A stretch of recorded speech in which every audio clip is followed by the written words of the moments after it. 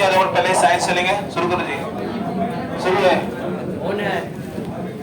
पहले हम लोग साइंस चलेंगे, आज का टॉपिक है उष्मीय प्रसार। और इस वीडियो को आप लोग शुरू से अंत तक देखेंगे। और हम लोग बिहार पुलिस की फोकस कर रहे हैं। जो नेक्स्ट एग्जाम होगा आपको अक्टूबर में संभावित है आपका एग्जाम बिहार पुलिस का, तो इस बार चुकना नहीं है। तो शुरू करते हैं आज का पहले नंबर सवाल। हम लोग ए ग्रुप और बी ग्रुप, और पहले बता देंगे सवाल है। पहले नंबर ए ग्रुप वाले बता देंगे आपका किसी वस्तु को, ध्यान से सुनेंगे, किसी वस्तु गर्म करने पर उसकी लंबाई में, आपका किसी वस्तु गर्म करेंगे तो उस पर लंबाई में क्या होगा, वृद्धि होगी। क्या होगी, लंबाई आपका में वृद्धि होगी। और क्षेत्रफल में क्या होगा, क्षेत्रफल में भी वृद्धि होगी और आयतन में भी वृद्धि होगी ना। यानी आपको इसको टॉपिक को तोड़ कर पढ़ेंगे तो आपकी सारे आंसर आ जाएगा। किसी वस्तु को गर्म करने पर उसकी लंबाई में वृद्धि, क्षेत्रफल में वृद्धि और आयतन में वृद्धि। अब पूछ लेंगे सवाल की लंबाई में वृद्धि की माप रेखीय प्रसार गुणांक होती है अल्फा। कौन सी होती है, अल्फा। और उसके बाद बनते हैं सवाल लंबाई में वृद्धि की माप रेखीय प्रसार गुणांक में अल्फा और क्षेत्रफल की वृद्धि की माप बीटा, क्षेत्रफल में बीटा। चलिए बढ़िया संचर। अब आयतन में वृद्धि को गामा। यानी प्रश्न ऐसे पढ़े थे आप लोग घर पे ऐसे पढ़े थे थोड़ी लोग। अरे जैसे मैंने पूछा सारे तीन 6 सवाल बन गए। मैंने बोलता है कि लूसन पढ़ ही नहीं आता, लूसन कहाँ से पढ़ने आएगा, है ना। एकदम जैसे आप लोग मुर्गे की हड्डी को चिबाकर खाते हैं, है ना, नस नस पाटे पाट करके, वैसे ही लूसेंट को चबा देंगे, है ना। कहा गया किताबों में इतनी खजाना इसको लुटेरा भी नहीं लूट सकता है। लूटेगा तो बाबा के भंडारे के सितारे ही लूटेंगे, है ना। ये पढ़ने का तरीका है ना, ध्यान देंगे। चलो इधर, चलो नेक्स्ट फिर से हम लोग एक बार रिपीट कर लो थोड़ो। यानी आपसे उष्मीय प्रसार हम लोग चल रहे हैं, थर्मल, है ना। तो किसी वस्तु को गर्म करने पर उसकी लंबाई में वृद्धि, क्षेत्रफल में भी, आयतन भी, लंबाई में वृद्धि की मापक रेखीय प्रसार गुणांक, और क्षेत्रफल में, आयतन में के द्वारा व्यक्त किया जाता है। अब पूछ जाते हैं अल्फा बीटा गामा में संबंध का अनुपात कितना होता है, 1:2:3। चलो नेक्स्ट बनते हैं सवाल आपसे। जल की असामान्य प्रसार यानी प्राय सभी द्रव गर्म किए जाने पर आयतन में क्या होगा, आयतन बढ़ते हैं, आयतन बढ़ते हैं ना, आयतन बढ़ते हैं। परंतु जब जल 0 डिग्री सेंटीग्रेड से 4 डिग्री सेंटीग्रेड तक गर्म करने पर आयतन में बढ़ेगा। ऐसे भी आपसे पूछे जाते हैं सवाल, जल का घनत्व तो अधिकतम होता है, दोनों आयतन भी 4 डिग्री और घनत्व भी 4 डिग्री ना। चलो ठीक है। और नेक्स्ट बताओ, अब पूछ जाएंगे उष्मा का एक स्थान से दूसरे स्थान तक जाने की उष्मा का संचरण कहते हैं, उष्मा का संचरण कहते हैं। और इसकी कितनी विधियां होती है, कितनी विधियां होती है, यानी उष्मा का संचरण की कितनी विधियां, 3 विधियां। कौन कौन, चालन, संवहन और विकिरण।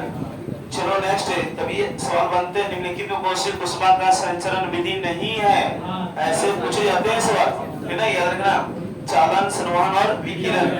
तो अब पूछे जाएंगे सवाल कि किसके द्वारा उष्मा पदार्थ में एक स्थान से दूसरे स्थान तक पदार्थ के कणों को अपने स्थान का परिवर्तन किए बिना पहुंचती है, किसके द्वारा, चालन के द्वारा। और नेक्स्ट दो सवाल की ठोस में उष्मा का संचरण किस विधि द्वारा, चालन विधि द्वारा। उष्मा है ना, आपसे बनेगा सवाल, याद रखना मोस्ट पॉइंट है कि उष्मा यानी ठोस में उष्मा का संचरण किस विधि द्वारा, चालन विधि द्वारा। अब बनते हैं सवाल की नेक्स्ट है कि गैसों एवं द्रव में उष्मा का संचरण संवहन विधि द्वारा, ठीक है। और नेक्स्ट है, और थोड़ा सा और नजदीक ले लो, चलो हो जाएगा तो और नजदीक ले। स्टार्टिंग रेडी, चलो इस वीडियो को जो देखते होंगे तो कमेंट बॉक्स में जरूर बताएंगे इस वीडियो जो महत्वपूर्ण आपको जी के लिए कैसा लगता है कमेंट बॉक्स में। और इस वीडियो को जो जरूर जो देखेंगे पहली बार वो सब्सक्राइब और शेयर कर देंगे अपने दोस्तों के बीच, ताकि बिहार पुलिस की जो एग्जाम होने वाला है उसकी फायदा उठा सके और सीधे बाबा के भंडार में ज्वाइन करें। सिलेक्शन लेनी है तो है ना। चलो नेक्स्ट कैसा क्यों लग रहा है ये जरूर बताएंगे कमेंट बॉक्स में आप लोग जो इस वीडियो को देखेंगे तो। चलो आगे गैसों द्रोह में उष्मा का आपका संचलन किस विधि द्वारा संभव। और नेक्स्ट बताओ पीछे आवाज पहुंच रही है ना बबुआ, क्लियर है? हाँ एक बार तो वाक्य बिहारी लाल की भारत माता की। चलो नेक्स्ट आप बताओ सवाल की वायुमंडल गर्म होती किस विधि द्वारा। हाँ वायुमंडल गर्म होती किस विधि द्वारा सर्वमान। और इधर से बताइए सवाल है किस विधि में उष्मा गर्म वस्तु से ठंडी वस्तु की ओर बिना किसी माध्यम की सहायता तथा बिना माध्यम को गर्म के प्रकाश की चाल है ना, प्रकाश की सीधी रेखा में संचित होती है वो विकिरण। चलो नेक्स्ट है अब बनते हैं सवाल आपसे समान अवस्था रहने पर विकिरण द्वारा किसी वस्तु के ठंडे होने की दर वस्तु तथा उसके चारों माध्यम में तापांतर के अनुक्रमणानुपाती होती है। माने किसका नियम है? न्यूटन का शीतलन नियम। न्यूटन का शीतलन नियम। ये सवाल बनते हैं इसलिए बोलते हैं कि वस्तु जैसे जैसे ठंडी होती जाएगी उसके ठंडे होने की दर कम होती जाएगी। चलिए ठीक है। और नेक्स्ट बताओ सवाल है अब बनते हैं सवाल की ये भी बनते अच्छे अवशोषक ही अच्छे उत्सर्जक होते हैं। किसका नियम है? किरचॉफ का नियम।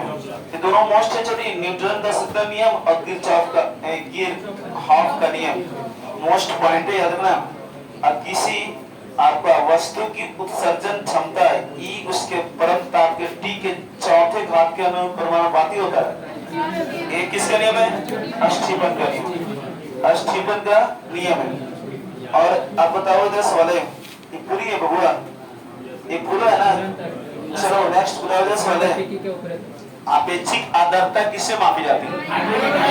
आपेक्षिक आर्द्रता और आपेक्षिक घनत्व हाइड्रोमीटर।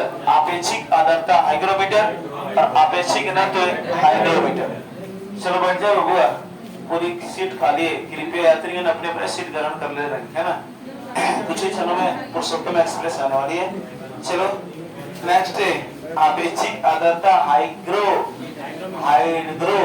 आपेक्षिक ना तो हाइड्रोमीटर है ना।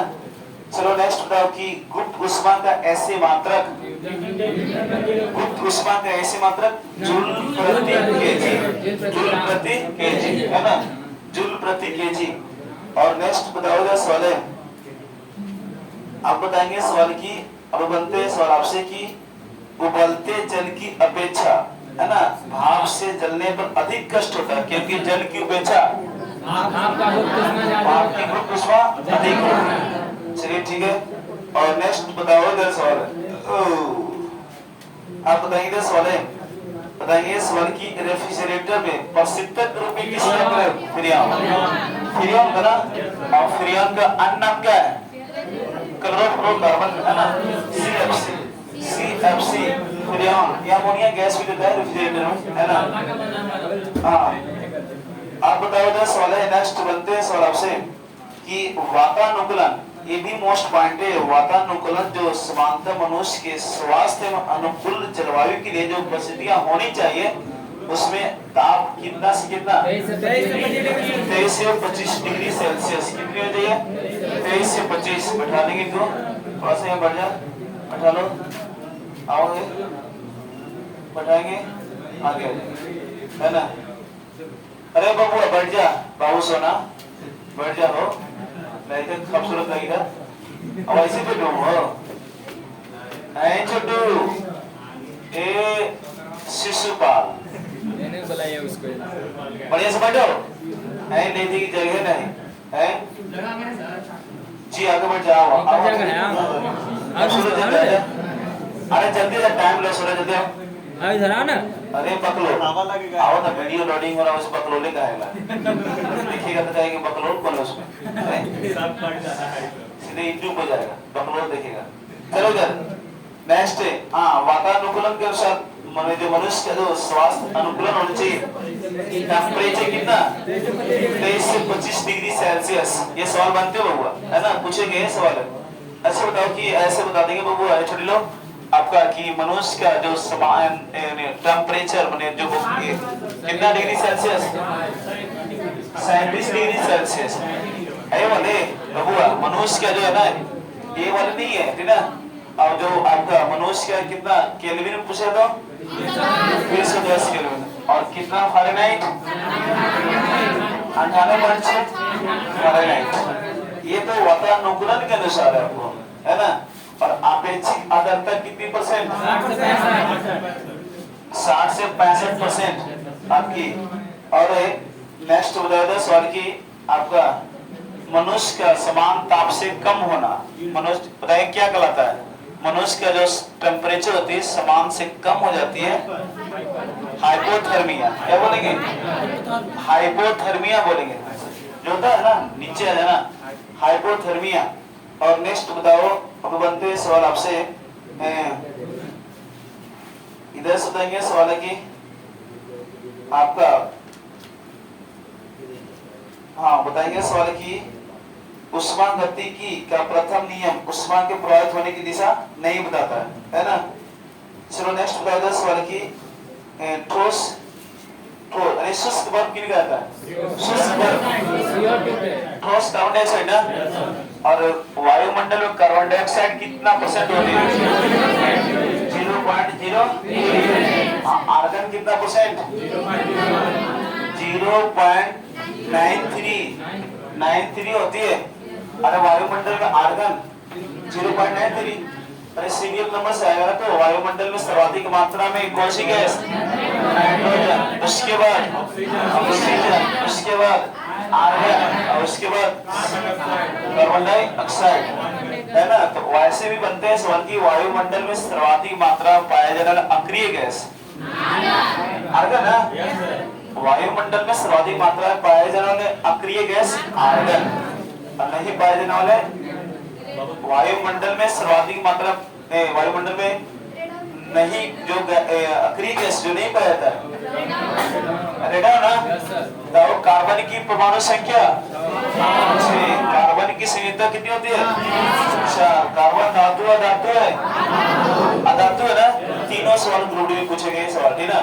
और इधर से देंगे सवाल है नेक्स्ट बनते हैं, आर्गन की परमाणु संख्या, आर्गन की परमाणु संख्या, टंगस्टन की परमाणु संख्या 74, और बोरॉन की परमाणु संख्या 5, बोरॉन की 5 पे बोरो प्लस, है ना, 5 पे हम बोरो प्लस ले लेंगे, है ना। और बताओ आपका नेक्स्ट बता देंगे सोडियम की परमाणु संख्या, रेलवे ग्रुप डी पूछ जाते हैं परमाणु संख्या, और नेक्स्ट एग्जाम होगा एसएससी जीडी भी पूछ रहा था ना एक परमाणु संख्या हुआ। हाँ तो याद रखेंगे, आप लोग पढ़ा लिखल भी है, साइंस आप लोग अच्छे होगा, मजबूत होगा। चलो नेक्स्ट है, अब इधर से देंगे सवाल है, बताएंगे इधर सवाल की द्रव के खुली सतह से प्रत्येक ताप पर धीरे धीरे द्रव का अपने वाष्प में बदलना कहलाता है वाष्पीकरण। क्या कहलाएगा, वाष्पीकरण, है ना। और इधर से देंगे सवाल की यानी बोल रहा है कि किसी द्रव का उसके क्वथनांक से पूर्व उसके वाष्प में बदलने की प्रक्रिया को वाष्पीकरण कहते हैं, है ना। दूसरी परिभाषा बोल रहा है ना। और एक प्रशीतक में वाष्पीकरण द्वारा ठंडक उत्पन्न की जाती है, तो किसकी एक वाष्प कुंडली में द्रव का फ्रीऑन भरा रहता है, यानी पीतल की तांबा, तांबा ना, तांबा की परमाणु संख्या कॉपर 29, और तांबा में जोड़ा जब कॉपर का 29, है ना, कॉपर तांबे का ना। और बताओ राजस्थान की कौन सी एक जगह जो तांबा के लिए प्रसिद्ध है, खेतड़ी तांबा के लिए, और झुंझुनू भी वही है, उसी के अंदर तांबा के लिए झुंझुनू जिला है ना। अब कुछ अगले सवाल आपसे कि आपका खेतड़ी की जगह पर खिजड़ी, खिजड़ी ब्रिज है, राजस्थान का राजकीय ब्रिज है ना। चलो नेक्स्ट बताओ इधर सवाल है, अब इधर से बताएंगे थोड़ा साइड से हम ले लेंगे ना। हाँ चलो कि नियत जलवाष्प पर ताप बढ़ने पर आपेक्षिक आर्द्रता बढ़ जाती है घट जाती है, क्या होती है, घट जाती है। यानी नियत जलवाष्प पर ताप बढ़ने पर आपेक्षिक आर्द्रता घट जाती है। तो ओस बनने के लिए कितना परसेंट आपेक्षिक आर्द्रता होनी चाहिए? कितनी परसेंट? 100%। 100% होनी चाहिए। और नेक्स्ट बताओ इधर सवाल की जल के लिए वाष्पन के गुप्त ऊष्मा का मान कितना कैलोरी प्रति ग्राम होना चाहिए? 540। 540 फिर से देख लेंगे आप लोग। आपका जल के लिए वाष्पन के गुप्त ऊष्मा का मान कितना कैलोरी प्रति ग्राम होती है? 540 होती है, ठीक ना। चलो नेक्स्ट है। और जो इस वीडियो को देख रहे हैं जरूर बताएंगे कमेंट बॉक्स में, जो देखेंगे है ना, तो आपका कैसा लगता है गिफ्ट जरूर बताएंगे। जो गडक क्लासिक गो की ओर से एक जबरदस्त भंडारा चल रहा है, सीधे पेपर की खोपड़ी में छेद करेगा, सीधे टपकेगा, छपेगा। तो जरूर कमेंट बॉक्स में बताएंगे आप लोग। और अधिक से अधिक शेयर करें और अधिक से अधिक गडक कॉम्पिटिटिव क्लासेस जो ऑफलाइन क्लासेस स्टार्टअप उसमें जुड़ सकते हैं, जो 7:30 बजे 2 बैच चलती है और 10:30 बजे 2 बैच चलती है। अभी तत्काल शनिवार तक दोपहर का बैच बंद है गर्मी के कारण। मंडे से क्लास खुलेगी तो आप लोग ज्वाइन कर सकते हैं। चलिए नेक्स्ट, ठीक है, आगे चलेंगे हम लोग। आप बताओ इधर सवाल है, नेक्स्ट बता देंगे बबुआ। बताओ इधर सवाल है, वह बिंदु, सवाल है ना, वह बिंदु जिस पर तीनों अवस्थाएं, तो कौन तीनों अवस्थाएं? ठोस, द्रव, गैस। और किस माध्यम में दबाने की चाल सबसे अधिक होती है? उसके बाद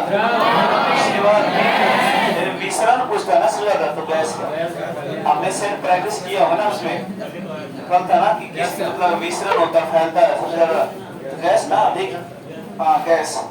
और इधर से देंगे सवाल है आपका, वही बिंदु जिस पर तीन अवस्थाएं ठोस, तरल एवं गैस तीनों एक साथ पाई जाती है त्रिक बिंदु कहलाता है। और निश्चित ताप पर ठोस का द्रव में बदलना कहलाता है गलन। क्या कहलाएगा? गलन। अरे परिभाषा पूछ जाते हैं आज के एग्जाम के डेट में, आपको एग्जाम होते हैं उसमें परिभाषा पूछ जाते हैं। तो परिभाषा है निश्चित ताप पर ठोस का द्रव में बदलना गलन कहलाता है। और तथा इस निश्चित ताप को ठोस का गलनांक कहलाता है। क्या कहलाता है? गलनांक कहलाता है। और नेक्स्ट बताओ इधर सवाल है, निश्चित ताप पर द्रव का ठोस से बदलना कहलाता है हिमनीकरण। क्या कहलाएगा? हिमनीकरण कहलाएगा। और आपका तथा इस निश्चित ताप को द्रव का हिमांक कहते हैं, है ना। और प्रायः गलनांक और हिमांक बराबर होते हैं, है ना। हाँ। और नेक्स्ट बताओ, आप बताएंगे जो पदार्थ ठोस से द्रव में बदलने पर सिकुड़ते हैं उनका गलनांक दाब, यानी उनका गलनांक दाब बढ़ाने पर घटेगा कि बढ़ेगा? बढ़ेगा, घटेगा? फिर एक बार बोल देंगे, एक बढ़ेगा घटेगा? घटेगा। ये क्या होगा? घटेगा। अरे बउआ इसको तुम नस से नस तोड़ के पढ़ लो घर पे, नमस्कार वस्कार नोट कर लो, आसानी से याद हो जाएंगे और आसानी सवाल बन जाएंगे, है ना। और इसी को एग्जाम में आएगा ना तो आपके अनुभव हो जाता है आपके पास, तो आप पढ़ लेंगे, है ना। हम पूरे पंचोशर से पढ़ेंगे, कौन बढ़िया सोल्यूशन पढ़ के आया था, बढ़िया से ईमानदारी पूर्वक बोलेंगे तो कोई नहीं पढ़ के इसको आएगा, ठीक है। बबुआ ईमानदारी से पढ़ेंगे, इधर वाले नए वाले लड़के जो है पढ़े सोल्यूशन, होमवर्क वाले पढ़े नहीं पढ़े, तो सीट चर्चा हो रहा है बबुआ, है बबुआ। पटना गांधी मैदान में जो है ना, इससे ना बाबा वाला चल रहा है, नागेश्वर बाबा पठाना बाबा, है ना। चलो इधर की अभी कथा सुननी चल रही, अरे घरे पढ़ो और एकदम स्टार बाय स्टार लेके नोट कर लो ताकि आसानी हो जाए आपको आंसर देने में, फिर समझने में। चलो इधर ऐसे घर पढ़े हो जैसे आप पढ़ रहे हैं, नहीं पढ़े हो, है ना। पता है कौन कहाँ पे क्वेश्चन है, कहाँ पे कौन आंसर है ना। पंचोशर ऐसे पढ़ के लो, है ना, बांटा ये पानी भी डाल रहा है। चलो इधर सवाल आप बताओ, इधर सवाल प्रेशर कुकर में दाल पड़ने पर जल का तापमान बढ़ जाता है, इसलिए खाना जल्दी पकता है, जल्दी से नहीं पकता है ना, जल्दी से पकता है। यानी प्रेशर कुकर में दाल बनाने पर जल का तापमान बढ़ जाता है, जिससे जल की गुप्त ऊष्मा का मान बढ़ जाता है। ये याद रखेंगे, ठीक है। इसी में तोड़ देगा, तोड़ के सवाल बना देगा, है ना। तो गुप्त ऊष्मा का मान बढ़ जाता है, इसलिए फलस्वरूप खाना जल्दी पक जाता है। और इसके विपरीत अगर आपसे पूछे सवाल की पहाड़ों पर जो वायुमंडलीय दाब अधिक होता है कम होता है? कम होता है ना, इसलिए पहाड़ों पर खाना जल्दी नहीं पकता, क्योंकि उसका कितना तापमान बढ़ जाता है, कितना डिग्री सेल्सियस, 100 डिग्री से कम, 100 डिग्री सेल्सियस से कम, है ना। जैसे जैसे हम लोग ऊपर जाएंगे वायुमंडलीय दाब, वायुमंडलीय दाब किससे मापते हैं हम लोग, बैरोमीटर। किससे मापते हैं, बैरोमीटर से। और बताओ सवाल की आपका जो वायुमंडलीय दाब बैरोमीटर से, और बैरोमीटर का आविष्कार किसने किया, ई टॉरेसेली, ई टॉरेसेली, है ना। नेक्स्ट बताओ तो सवाल है, आप इधर से बता देंगे आपका सवाल, और इसमें बनेगा थोड़ा साइड से ले रहे हैं। चलो, वायुमंडलीय दाब है, बैरोमीटर का आविष्कार किया ई टॉरेसेली, बैरोमीटर का आविष्कार किया ई टॉरेसेली। चलो नेक्स्ट है, अब हम थोड़ा सा साइड से ले रहे हैं, साइंस का ही सवाल है, ठीक ना। जो आपका आगे वाले जो अंतर्राष्ट्रीय न्यायालय है उसमें आगे अंतर्राष्ट्रीय न्यायालय, अच्छा शोध संस्थान है, रुचा है ना। आजा इधर से, ये सवाल बनते हैं, बायोलॉजी का सवाल है, ध्यान देना। अरे इधर से बताना, इधर से पहले सवाल करते हैं। बताओ की सवाल है कि लड़कियों में, सुनोगे ये सवाल बनते हैं, बायोलॉजी के सवाल हमेशा बनते रहते हैं। लड़कियों मासिक चक्र का प्रथम बार प्रारंभ होना क्या कहलाता है, क्या कहलाएगा, रजोधर्म की मेनाक्री, मेनाक्री कहलाएगा, है ना, मेनाक्री कहलाएगा। लड़कियों में मासिक चक्र का प्रथम बार प्रारंभ होना, है ना, वो कहलाएगा आपको मेनाक्री, जो 12 से 13 वर्ष की उम्र में, है ना। ये सवाल बनते हैं, मोस्ट पॉइंट है ना। अब बताओ कि स्त्रियों में 40 से 50 वर्ष की उम्र के बाद ऋतुस्राव नहीं होता है, कहलाता है रजनोवृत्ति, रजनोवृत्ति, है ना। कितनी उम्र, 40 से 50 साल का, या उल्टा रजनोवृत्ति क्या है, या मेनाक्री क्या है, ऐसे देगा सवाल। देखना क्वेश्चन बैंक में मिल जाएगा आपको, है ना। तो मेनोपॉज बोलते हैं रजनोवृत्ति को, मेनोपॉज, मेनाक्री तो मेनाक्री इंग्लिश शब्द ही है। और गर्भ, बताओ नेक्स्ट, गर्भ की सबसे बाहरी झिल्ली को क्या बोलते हैं, गर्भ की सबसे बाहरी झिल्ली को, गर्भ की सबसे बाहरी झिल्ली को जरायु कहते हैं, क्या बोलते हैं, जरायु। लिख लो, पॉइंट लिख लो जल्दी से। ऊपर वाले भी लिखेंगे, सबको याद है, ऊपर वाले मेनाक्री और रजनोवृत्ति, ये तो याद होगा, है ना। ये वाले लिख ले, गर्भ की सबसे बाहरी, गर्भ की सबसे बाहरी झिल्ली को जरायु कहते हैं। हाँ, गर्भ की सबसे बाहरी झिल्ली को जरायु कहते हैं, जरायु कहते हैं। अब नेक्स्ट बताओ सवाल, लिखिए सब कोई, यस सर। हाँ अगला सवाल, ये तो सबको जानते हैं, मेनाक्री वाले और रजनोवृत्ति वाले, पॉइंट ही याद रखना क्योंकि बायोलॉजी के सवाल बनते रहते हैं, ना। अब बताओ सवाल की उस अंग का, ये तो लिखने से कोई, उस अंग का क्या नाम है जहां से भ्रूण विकसित होता है, हाँ गर्भाशय। अरे छोटू लिख लो, ये भी सवाल आपका, उस अंग का क्या नाम है जहां से भ्रूण विकसित होता है, तो गर्भाशय, है ना। उस अंग का क्या नाम है जहां भ्रूण विकसित होता है, वो गर्भाशय। अब उस अंग का क्या नाम है जहां भ्रूण विकसित होता है, और आपको बोलते हैं गर्भाशय, है ना। चलो नेक्स्ट है, अब बताओ इधर वाले पुरुषों वाले बताइए, पुरुषों से सवाल है, पुरुषों में कितने अंडकोश होते हैं, 2 होते हैं। चलो नेक्स्ट बता देंगे सवाल है। अब कहीं न कहीं सवाल पूछेंगे, मैंने जो लिख रहा है ना, कहीं ना आपको क्वेश्चन बैंक से उठा कर लाए, है ना। जो वाला साइंस तो साइंस वही रहेगा, बदलेगा नहीं, है ना। तो आपका पुरुषों में कितने अंडकोश, 2 होते हैं। अब बताओ सवाल इधर वाले कि मानव एक प्राणी है ना, तो एक लिंगी है कि द्विलिंगी है, एक लिंगी, है ना। एक छोटा सवाल है, फंसा देगा परीक्षा में, मिंटू लाल, है ना, फंसा सकता है कि द्विलिंगी है कि एक लिंगी है। तो मानव एक लिंगी है ना, मानव एक लिंगी प्राणी है, अर्थात बोला नर एवं मादा, नर एवं मादा लिंग अलग अलग जीवों में पाए जाते हैं, है ना। मानव एक लिंगी प्राणी है, अर्थात नर एवं मादा लिंग अलग अलग जीवों में पाए जाते हैं, है ना। अब बताओ सवाल की, जो जीव केवल शुक्राणु उत्पन्न करते हैं उसको मादा बोलेंगे, नर बोलेंगे, नर, क्या बोलेंगे, नर। अरे इस टाइप का सवाल बनते हैं, परिभाषा दे देगा, है ना। जो जीव केवल शुक्राणु उत्पन्न करते हैं उसको नर बोलते हैं, और जो जीव केवल अंडाणु उत्पन्न करते हैं उसे।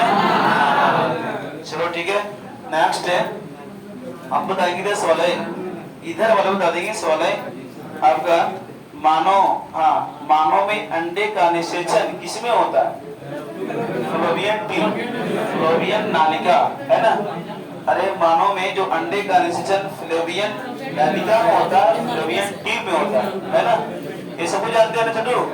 लिखने की जरूरत है ना, है जहाँ पे थोड़ा सा कठिन सवाल आ जाए तो उसको नोट कर लेंगे। जो जानते हैं तो 45 सवाल पूछे भी जाते हैं। आप फ्लोबियन ट्यूब को ही बांध दिए था जो आपको ऑपरेशन होते हैं, है ना, बंध्याकरण जो होता है ना महिलाओं में।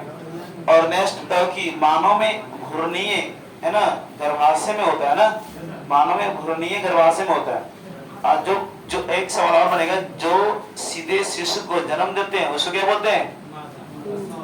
जरायुज। जरायुज बोलेंगे, क्या बोलेंगे? जरायुज। जो मनुष्य, है ना, बकरी गाय सब सीधे बजे देते हैं ना। हाँ, जो सीधे शिशु को जन्म देते हैं जरायुज। लिख लेना छोटू, ये भी एक दिन और सबक किए थे ना छोटे उसमें पुराने वाले बैच में। जो सीधे शिशु को जन्म देते हैं जरायुज। वो लिख रहे हैं अंकित मोदी, लिख रहे हो आपका सनी महाराज की अंकित मोदी है, अंकित मोदी है, अंकित मोदी। जो हाँ सीधे शिशु को जन्मते हैं जरायुज कहलाते हैं, है ना। अब नेक्स्ट बताओ, ये भी सवाल रेलवे ग्रुप डी पूछा, नर, सुनो ध्यान से, नर और मादा, है ना, युग्मक आपस में मिलकर बनते हैं, वो कहलाएगा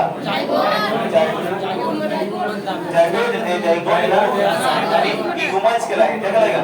युग्मज। युग्मज भी देगा ना। ये बाबू ऐसा कुछ जानते हैं, नर, लिख लो सवाल, लिख लो, लिख लो छोटू, लिख लो। नर और मादा युग्मक आपस में मिलकर बनते हैं, नर और मादा युग्मक आपस में मिलकर बनते हैं, वो युग्मज कहलाते हैं। युग्मज, नर और मादा युग्मक आपस में मिलकर बनाते हैं, युग्मज। पीछे वाले बबुआ सुनाई दे रहा ना, पिंटू जी के पीछे वाले जो लड़के हैं, बबुआ सुनाई दे रहा है ना? मेरी आवाज आपकी कानों तक पहुंच रही है? चलो ठीक है, पहुंच रही है ना। हाँ, ये क्या बोलते हैं, रजनी शर्मा, है ना, रजनी से याद है? अच्छा, नाम लिए तो बहुत खुशी हो गई उनको, है ना। चलो कोई बात नहीं, है ना। अरे बबुआ पहाड़, है ना, है ना, रजनीश यादव, ठीक है ना। हाँ, ब्रांड एम्बेसडर आप हैं। उस दिन बनेगा ब्रांड एम्बेसडर जिस दिन अपने हाथों से अपनी मां को मिठाई खिलाएंगे। अरे बबुआ, अरे बाबू सोना ध्यान दो इधर। अरे रजनीश, उसी दिन ब्रांड नाम पड़ेगा जिस दिन अपनी वर्दी में तो बोला इधर जय माला, वही बोला वो छोटू लघु से कॉलेज बोल रहा है जैसे। चलो ठीक है, चलो जयमाला का पूरा सपना देख रहा है ना। जब जयमाला वाली आएगी ना तो जूता जुड़ जाएगा फिर, ठीक ना। चलो इधर सूरत पंजाब का रास्ता देखने पड़ेगा ऊपर। चलो हाँ आगे चलेंगे, अब थोड़ा सा आगे चले हम लोग। भ्रूण में देखो बबुआ, ये भी सवाल बनते हैं कि भ्रूण में 7वें से 9वें सप्ताह के मध्य सवाल बनते हैं ना, कि भ्रूण में 7वें से 9वें सप्ताह के मध्य जो बन जाते हैं, यानी इसमें कौन कौन बनेगा? हाथ बन जाएगा, पैर बन जाएगा, और श्वसन तंत्र और तंत्रिका तंत्र ये विकसित हो जाते हैं, ठीक ना। आपका भ्रूण में 7वें से 9वें सप्ताह के मध्य तक पैर, श्वसन तंत्र, तंत्रिका तंत्र एवं पाचन तंत्र बन जाते हैं, ठीक ना। अब फिर क्या बोल रहा है? तीसरे माह में, दो 9 माह तक चर्चा कर लेते हैं, ठीक ना। फिर से सुन लेंगे। भ्रूण में जो आपको 7वें से 9वें सप्ताह किसकी, हाथ, पैर, श्वसन तंत्र, पाचन तंत्र, है ना, और तंत्रिका तंत्र विकसित हो जाते हैं। और तीसरे माह में भ्रूण में कंकाल तंत्र बन जाते हैं, है ना। तीसरे माह में भ्रूण में कंकाल तंत्र बन जाते हैं। जितनी पॉइंट हमने लिखा लूसेंट से मैंने लिखा है, आपको मिल जाएगा, लूसेंट पढ़े हो तो मिल जाएगा सारी सवाल है ना। जो अभी छुट्टी मिली है 10:30 के बाद, तो बैठ कर सोते नहीं है ना, आपके लिए कुछ न कुछ है ना ये लेकर आते हैं, ताकि छुट्टी मिली तो उसके फायदा मैंने उठा लिया, है ना। ताकि जितनी छुट्टी मिलेगा सुनिए उतने हमने आपके बाबा का भंडारा में स्टॉक करेंगे, ठीक ना। और आप लोग को छुट्टी मिलेगा 10:30 बजे के बाद, तो सुबह लड़के लड़कियां सो रही होगी आराम से, है ना। क्या मजा आ रही है ना, आराम से, है ना। 3 दिन सोना है, 3 दिन सोना नहीं, 3 दिन जागना पड़ेगा बाबा। जब तक बिहार पुलिस का पेपर, जब तक सरकारी मोहरे नहीं मिल जाती है, तब तक सोना कम है ना। जब तक तोड़ेंगे तब छोड़ेंगे नहीं, है ना। क्योंकि किस्मत तो गुलाम नहीं, हौसले के नवाब है ना, हौसले के नवाब है ना। और उसी दिन सपने पूरा होगी जिस दिन अपनी माँ से, अपने हाथों से माँ को मिठाई खिलाएंगे और जो वर्दी मिलेगी बिहार पुलिस का पहनकर आएंगे, पड़ोसी जलेगा, पड़ोसी के बगल में डीजे बजेगा, है ना।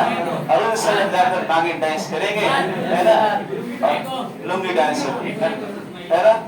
तो इस तरह आप मेहनत करते रहिए बबुआ, जिनकी है ना उम्र है, अरे जिनकी उम्र है वो भी जो अप्लाई करेंगे बिहार पुलिस, है ना, और जिनकी उम्र नहीं है ना, वो भी अप्लाई तो नहीं करेंगे लेकिन तैयारी करते रहेंगे, है ना बबुआ। कुछ ऐसे बच्चे है ना, कहा गया है, सुन लो ध्यान से, है ना। दोस्त बिना जिंदगी वीरान होती है, अकेले हर रात सुनसान होती है ना। दोस्त बिना जिंदगी वीरान होती है, अकेले हर रात सुनसान होती है। एक प्यारे से दोस्त का होना जरूरी है, एक प्यारे से दोस्त का होना जरूरी है, क्योंकि उसकी दुआ से ही हर मुश्किल आसान हो जाती है। तो इस तरह हुआ है ना, मेहनत करो, इतनी मेहनत करो, इतनी मेहनत करो, तेरा किस्मत बोले ले ले बेटा तेरा हाथ है ना, इतनी मेहनत करना। और है ना, कुछ बच्चे आराम से सोए होंगे, है ना, जिनकी फिक्र है ना, वो क्लास में ज्वाइन डेली करते रहते हैं, है ना, कहीं न कहीं आपका है ना, इसलिए मेहनत करते रहेंगे बबुआ, जरूर सिलेक्शन हो गए, है ना। और कहा गया शिक्षा वो शेरनी का दूध है, जो पिएगा वो दहाड़ेगा, है ना। शिक्षा वो शेरनी का दूध है, जो बाबा के भंडार में पड़ेगा वो परीक्षा में दहाड़ते रहेगा, है ना, एकदम दहाड़ते रहेगा, तोड़ फोड़ देगा एकदम, ठीक है ना। हाँ चलो नेक्स्ट, है ना, और भी है बबुआ। अरे रजनी सुन लो इधर, है ना, वो है ना, आंधियों को जीत है जहाँ बिजलियां गिराने की, तो मुझे भी जीत है सिलेक्शन दिलाने की, है ना। आंधियों को जीत है जहाँ बिजलियां गिराने की, डिस्टर्ब कर देती है आंधियां आती है तो, है ना, मुझे भी जीत है सिलेक्शन दिलाने की। कितनों आंधियां क्यों ना आ जाए, इसलिए मेहनत करते रहो, क्योंकि बाबा के भंडार की सितारे है ना। बट जितनी बातें मैंने बोलता है एक्स्ट्रा पॉइंट है, उसको लिखते जाना है और घर पे जाके रिवीजन करते रहेंगे। Math, reasoning, GK, GS all round group में करो। और आपकी जो करंट अफेयर, अभी करंट अफेयर रोक दिया गया, लेकिन घर पे आप लोग डेली देखते रहेंगे 10 करंट अफेयर, है ना। चलो, है ना, अंधेरा हो गया छोटू, कहते थे अपना, चलो आगे।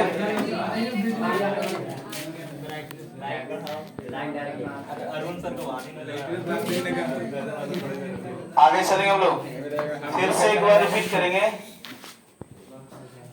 थोड़ी सी यहाँ पे लाइन कट गई है, जिसकी वजह से आपको, है ना, अरे मैंने जो बोला कि आंधियों से बिजली गिर जाएगी, है ना, वही बात हो गया। हाँ, मुझे इतनी पावर है मेरे पास कि मैं बिजलियों को बंद करा दिया, है ना, है ना। चलो बबुआ, अरे उसको फोन गिरा दिया जी, उसको पीछे वाले, अरे उसको देखो बढ़िया से रखो उसको। अरे बबुआ सब उलट देगा छोटू, चलो उसको बढ़िया से करो। हाँ, वो गोदना को गोदावल है, यहाँ भी नहीं गोदना गोदावल है ना, वो गोदना है ना, ऐसे इतना खूबसूरत लगते हैं। चलो आगे चले गए तो चलो ठीक है, बैठ जाओ, उसको कभी टाइम पास होगा हुआ। अरे बाबू सोना बैठ जा, अरे पीछे वाले सोना वो बैठ जा, छोड़ दो, चलो। हाँ, भ्रूण में 7वें 9वें सप्ताह में, फिर से एक बार रिपीट करो। भ्रूण में 7वें से 9वें सप्ताह के मध्य हाथ, पैर, श्वसन तंत्र, तंत्रिका तंत्र एवं पाचन तंत्र, और तीसरे माह में भ्रूण में विकसित होगा कंकाल। ये लिखने पड़ेगा, लिख लो शॉर्ट में, चलो लिख लो, है ना, लिख लो बबुआ, यादें रहेंगे ना लिखने से। भ्रूण में लिख लो, भ्रूण में 7वें से 9वें सप्ताह के लिख के डेट देंगे, शॉर्ट में चलेंगे। भ्रूण में 7वें से 9वें सप्ताह के मध्य तक, लिख ली ना, डैश, हाथ, पैर, श्वसन तंत्र, तंत्रिका तंत्र एवं पाचन तंत्र, है ना, बनते हैं। हाथ, पैर, श्वसन तंत्र, तंत्रिका तंत्र एवं पाचन तंत्र बन जाते हैं, है ना। और ऐसे तो वो है सवाल बनते हैं कि सबसे पहले भ्रूण में विकसित होता है कौन सा? मस्तिष्क। सबसे पहले किसका विकास होता है? मस्तिष्क का ना? हाँ? पैर से होता है? हाँ पैर से होता है। पैर से है ना, हाथ पैर। हाँ छोटी तीसरे माह में वो छोटा थोड़ा डाउट है मुझे। तीसरे माह में लिखने, तीसरे माह में भ्रूण में कंकाल तंत्र। तीसरे माह में भ्रूण में लिखेंगे आपका कंकाल तंत्र। कौन से बनाते हैं? हाँ तीसरे माह में लिख लो है। हाँ तीसरे माह में भ्रूण में कौन से बनेगा? कंकाल तंत्र बन जाते हैं, ठीक ना। और फिर चौथे माह लिख लो। चौथे माह में सिर एवं शरीर पर रोएं। चौथे माह में सिर एवं शरीर पर रोया जो होता है ना, रोआ वो बन जाते हैं। चौथे माह में सिर एवं शरीर पर रोएं, ठीक ना। सबको लिख लिए? चलो आगे। अब पांचवें माह में लिख लेंगे। पांचवें माह में छोटी लिख रही है ना। पांचवें माह में आपका आहार नल, आहार नाल रुधिर लिख लेंगे यानी खून। आहार नाल रुधिर व अस्थि मज्जा। पांचवें माह में आहार नाल रुधिर व अस्थि मज्जा बन जाते हैं, ठीक ना। और नेक्स्ट है आपका छठे माह में भ्रूण। छठे माह में लिख लेंगे, पांचवें में लिखने से कोई। हाँ छठे माह में जो भ्रूण होते हैं छोटे शिशु का रूप धारण कर लेता है। छठे माह में भ्रूण छोटे शिशु का रूप धारण कर लेता है। छठे माह में भ्रूण छोटे शिशु का रूप धारण कर लेता है। चलो आगे सातवें माह लिख लेंगे। छठे माह लिखने से कोई। छठे माह में भ्रूण छोटे शिशु का रूप धारण कर लेता है। और सातवें माह तक शिशु के सभी अंग अच्छी तरह से कार्य करने लगते हैं। सातवें माह तक, छठे लिख रहे ना, सातवें माह तक लिख रहे होगा। सातवें माह तक शिशु के सभी अंग अच्छी तरह कार्य करने लगते हैं। सातवें माह तक शिशु के सभी अंग अच्छी तरह के कार्य करने लगते हैं।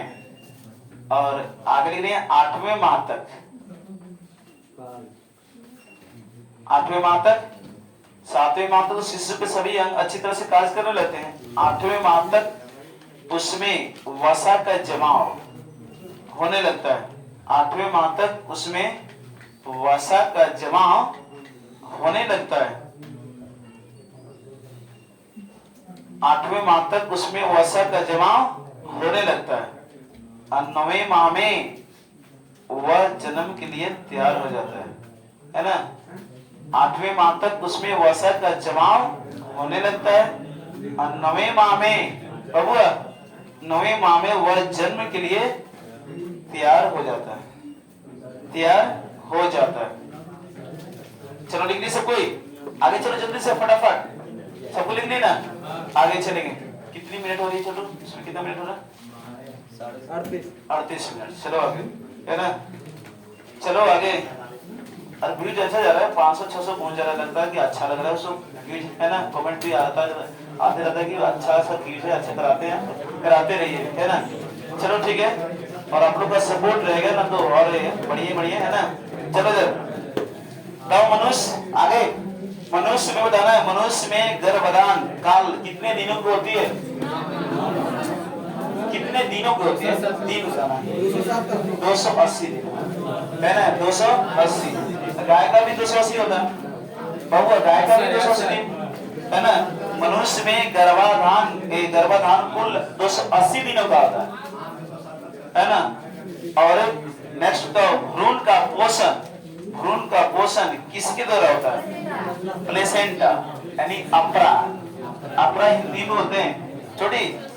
हाँ भ्रूण का पोषण कौन सा सवाल छोटी? मनुष्य में गर्भाधान काल 280 दिनों का होता है और भ्रूण का पोषण आपको प्लेसेंटा दौरा होता है। प्लेसेंटा को शुद्ध हिंदी लिखिए अपरा, अपरा। प्लेसेंटा एक ही शब्द है ना। हाँ, आप बताओ शुक्राणु की लंबाई कितनी माइक्रोन होती है? आपका सवाल लिख लो, बढ़िया है। शुक्राणु की लंबाई कितने माइक्रोन होती है? शुक्राणु की लंबाई 5 माइक्रोन होती है। 5 लिख लो। शुक्राणु की लंबाई 5 माइक्रोन होती है। शुक्राणु की लंबाई 5 माइक्रोन होती है, लिख रही ना। और शुक्राणु के 3 भाग होते हैं ना, सिरा, गिरवा, पुच्छ, है ना। 3 होते हैं, ठीक है शुक्राणु के। लिख रही सब कोई? चलो आगे। शुक्राणु की लंबाई कितनी? 5 माइक्रोन होती है। अब आगे चलो, नेक्स्ट बबुआ बनते हैं। सवाल मोस्ट है कि आपका किस हार्मोन को आपका फ्लाइट हार्मोन कहा जाता है? हाँ, एड्रिनल ग्रंथि ना। हाँ, एड्रिनल हार्मोन को फ्लाइट हार्मोन, आपातकालीन हार्मोन या आपका युद्ध हार्मोन बबुआ अधिवृक्क बोलते हैं, है ना। ये किडनी के ऊपरी भाग में पाया जाता है। और नेक्स्ट बताओ, उत्तेजना के समय, इस टाइप का भी सवाल बनेगा। उत्तेजना के समय अधिक मात्रा में उत्सर्जित होता है कौन सी हार्मोन? एड्रिनल ग्रंथि, है ना। आपको हार्मोन होती है ना, जो क्रोध, भय, है ना, डर, है ना, ये करता है। उत्तेजना के समय अधिक मात्रा में उत्सर्जित होता है एड्रेनालिन हार्मोन, ठीक ना। चलो नेक्स्ट, पेस मेकर, आपका हृदय की विकार को, है ना, पेस मेकर, है ना। तो पेस मेकर हृदय किस भाग में होता है? बाएं नीले कि दाएं आलिंद? दाएं आलिंद में होता है। लिख लो सवाल, लिख लो मोस्ट है। पेस मेकर हृदय किस भाग में होता है? दाएं आलिंद, सही है ना। हाँ, पेस मेकर हृदय के किस भाग में होता है? तो दाएं आलिंद। पेस मेकर हृदय के किस भाग में होता है? तो दाएं आलिंद। चलो मोस्ट पॉइंटें चल रही है बिहार पुलिस की जो एग्जाम होने वाली है, यानी सभी एग्जाम जो आपको होगा, एसएससी होगा आपका, यानी नेक्स्ट जो आरपीएफ रेलवे की जो भर्ती आएगी, सभी एग्जाम के लिए मोस्ट पॉइंटें चल रही है हम लोग। चलो आगे, सबको समझ लिए? आप बताओ उधर, सबको लिख लिया होगा? सबको लिख लिए? चलिए, फिर लगता है कि बिजलियां गिराने पड़ेगी, है ना। चलो इधर, आप बताओ मांसपेशियों का अध्ययन कितना आता है? मांसपेशियों का अध्ययन मायोलॉजी, है ना। पापालॉजी नहीं मारना है। मांसपेशियों का अध्ययन मायोलॉजी, है ना। देखो वो पसीना कितने चल रही है, हमारे पसीने को, हर बूंद को आपको मोती मोती जैसा चमकाएगा, है ना। चमकाएगा ना बाबा, है ना। अब बोल देना बाबा, तेरे पसीने को, हर मोती को चमकाऊंगा, है ना। और बाबा एक दिन आपने सपना देख लेना, मैं अपने हाथों से आपको मिठाई खिलाऊंगा, है ना, है ना बबुआ। ये पसीने को कर्ज कौन चुकाएगा बबुआ? अरे रजनीश यादव, अरे रजनीश यादव, तेरा ध्यान किधर है? तेरा हीरो इधर है ना। अरे यहाँ का हीरो मैं, अब क्लास का हीरो मैं, अब परीक्षा के हीरो आप लोग, है ना। आप लोग तहस नहस कर देंगे। जैसी परीक्षा में सवाल मिलेगा उसको मारेंगे, 4 तमाचा गाल मारेंगे, इधर कहां से, है ना, उधर ही रहो, है ना छोटी। चलो इधर, तो मांसपेशियों का अध्ययन मायोलॉजी, और मांसपेशियों में कौन सी प्रोटीन पाया जाता है? प्रश्न में आंसर है छोटी, मांसपेशियों में कौन सी प्रोटीन पाया जाता है? तो मायोसिन प्रोटीन। लिख लो बबुआ, लिख लेना, है ना। आपका लिख लेना, मांसपेशियों का अध्ययन मायोलॉजी, और मांसपेशियों में कौन सी प्रोटीन पाया जाता है? मायोलॉजी, सॉरी, है ना। मांसपेशियों का अध्ययन मायोलॉजी, और मांसपेशियों में कौन सी प्रोटीन पाया जाता है? मायोसिन। कहीं आप इस वीडियो को जो देखेंगे, कहीं पे आंसर अगर गलत आता है तो थोड़ी सी क्षमा कर दें, क्योंकि बोलते बोलते थोड़ा सा माइंड खुल जाता है, इसलिए कहीं आपको गलत भी आंसर मिल सकता है। तो इस वीडियो को देखेंगे तो, है ना, तो आप कमेंट बॉक्स में दे सकते हैं, है ना। चलो,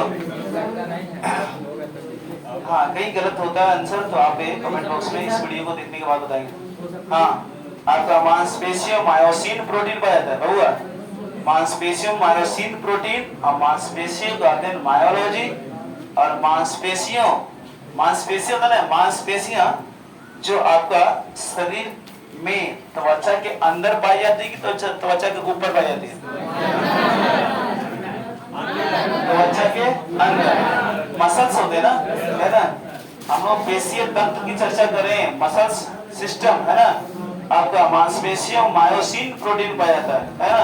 अब मांसपेशियों शरीर में, शरीर के त्वचा के अंदर पाई जाती है ना। और ये सवाल बन जाएगा, देखिएगा तो थोड़ा सा फंस जाएंगे लोग, है ना, मारेंगे बाहर में कि अंदर में, है ना चटो, है ना। और मांसपेशी कुल संख्या कितनी होती है? 639। मांसपेशियों की कुल संख्या 639, है ना। तो इसमें कुछ बच्चे अभी एब्सेंट भी चल रहे हैं, है ना भगवान। तो ऐसे एब्सेंट जो गर्मी को बर्दाश्त कर लेगा वो सिलेक्शन जल्दी ले लेगा, है ना। मेरे अल्लाह सुता का माला में यार बड़ी गर्मी गिरा है ना, अभी नहीं जाएंगे, है ना। चलो इधर 639 छोटी मांसपेशियों की कुल संख्या 639, 639 है ना। चलो, और सबसे लंबी मांसपेशी कौन सी होती है? सबसे लंबी मांसपेशी का नाम, सबसे लंबी मांसपेशी सर्टोरियस, जो जांघ में पाया जाता है। लेकिन सबसे बड़ी मांसपेशी तो कूल्हे की मांसपेशी, सबसे लंबी मांसपेशी लिख लो, सबसे लंबी मांसपेशी सर्टोरियस होती है, यानी जांघ, कोष्ठ में जांघ की कर देंगे, है ना। सबसे लंबी मांसपेशी Sartorius,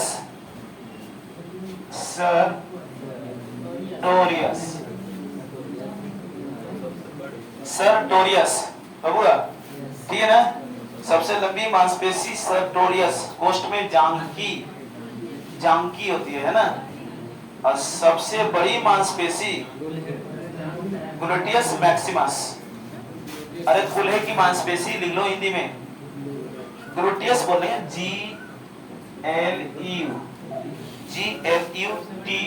GLUTEUS, gluteus Maximus, MAXIMES,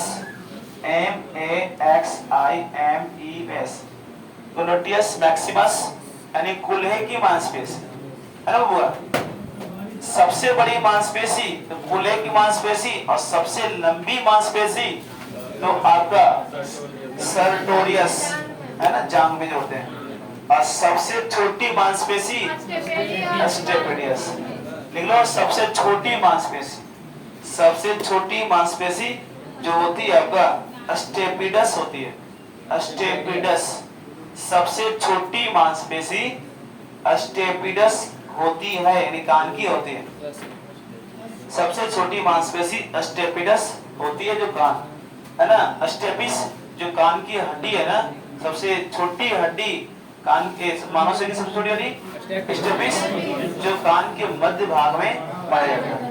कान में कितनी हड्डियां? 6। कल आपने सेल्फ प्रैक्टिस किया होगा ना, इसमें मिला, परीक्षा में देखने को मिलेगा। मैंने केंद्रीय चंद प्रश्न से बात कर लिया, ठीक है। चलो आगे, ये पंजाब के पटियाला में बन रहा है क्वेश्चन, ठीक है। चलो आगे, आप बताइए सवाल नेक्स्ट है। अब बनते हैं सवाल की मांसपेशियों में, ये सब कुछ सवाल जानते होंगे, मांसपेशियों में किसके जमाव के कारण थकान महसूस होती है? मांसपेशियों में किसके जमाव के कारण थकान महसूस होती है? लैक्टिक एसिड, है ना। चलो नेक्स्ट है, अब बताओ सवाल है कि आपका मांसपेशियां कितने प्रकार की होती है? हाँ, 3 प्रकार की होती है ना। मांसपेशियां कितने प्रकार? 3 प्रकार। मांसपेशियां 3 प्रकार की होती है, एक ऐच्छिक मांसपेशियां, अनैच्छिक और हृदय पेशियां, है ना। ऐच्छिक मांसपेशियां, अनैच्छिक मांसपेशियां, हृदय पेशियां, है ना। तो वो 3 होते हैं। जो ऐच्छिक मांसपेशियां छोटी होती है ना, जो ये मांसपेशियां हमारी इच्छा के अनुसार कार्य करती है ना। ऐच्छिक में आ गया मांसपेशियां, वे मांसपेशियां जो हमारी इच्छा के अनुसार कार्य करती है, और इन्हीं कारण हम गति कर पाते हैं, है ना। और ये मांसपेशियां कंकाल से जुड़ी होती है ना, छोटी, ठीक है ना। ऐच्छिक मांसपेशी और अनैच्छिक मांसपेशी बोल रहा है कि ये मांसपेशियां हमारी इच्छा के अनुसार कार्य नहीं करती है ना, क्योंकि एक कंकाल से जुड़ी नहीं होती है ना। और हृदय पेशियां जो बोल रहा है वो आपका ये अनैच्छिक पेशियों का ही प्रकार है जो हृदय में पाया जाता है, हृदय पेशियां, है ना। यह भी हमारी इच्छा अनुसार कार्य नहीं करती है ना। छोटू, है ना। तो याद रखना आपका मांसपेशियां कितने प्रकार की, 3 प्रकार की। है ना।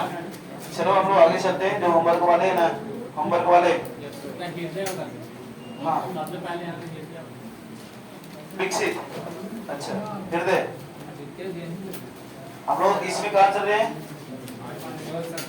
शोध संस्थान। चलो जल्दी से इधर देखो, हुआ इधर आ जा। ये चलो पूरी याद कर लिए शोध संस्थान। अब नेक्स्ट पॉइंट चल रहे हैं हम लोग, आपका भारत की प्रमुख शोध संस्थान, भारत की प्रमुख शोध संस्थान, भारत की प्रमुख शोध संस्थान। अभी हम लोग चलेंगे, इसको बंद कर दो, छोड़ो फिर से करो, सेव कर लो इसको। अरे बबुआ कहाँ जा रहे हो, स्टॉप कर दो इसको, सेव कर दो। कितनी मिनट